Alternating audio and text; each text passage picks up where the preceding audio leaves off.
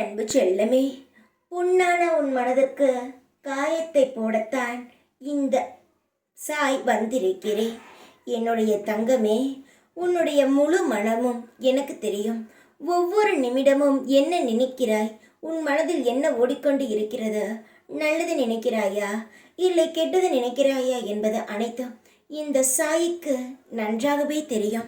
என்னுடைய குழந்தையின் ஒவ்வொரு அசைவையும் நான் அறிந்தவன்.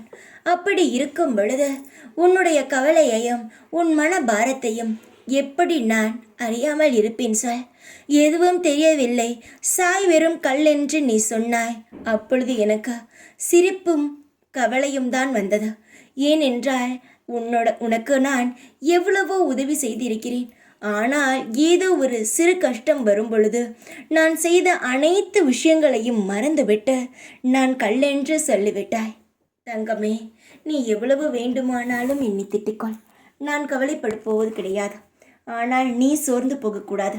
அது மட்டும்தான் என்னுடைய எண்ணமே தவிர நீ என்னை திட்டுவதோ நீ என்னை தேவையில்லாமல் காயப்படுத்துவதோ எனக்கு கவலையே கிடையாது தங்கமே. உன்னுடைய சந்தோஷம் மட்டுமே எனக்கு நிரந்தரம். நீ எனக்கு ஏதாவது செய்ய வேண்டும் என்று நினைத்தால் சிரித்த முகத்துடன் நிறு.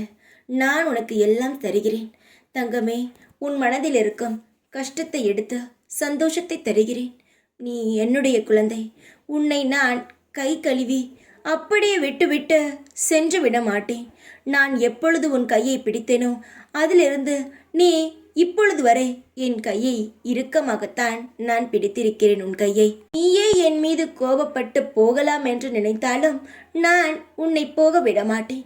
ஏனென்றால் நான் உனக்கு நல்லது செய்யத்தான் உன்னை என்னிடம் அழைத்தேன். என்னுடைய தங்கத்திற்கு முழு சந்தோஷத்தை நான் சீக்கிரமாகவே அள்ளி தருகிறேன். கவலை வேண்டாம், மனபாரத்துடன் இருக்காதே. வேண்டாம், சந்தோஷமாக இரு. கவலைகள் இருக்கும், ஆனால் காலப்போக்கில் அது மறையும். நான் மறைய செய்கிறேன்.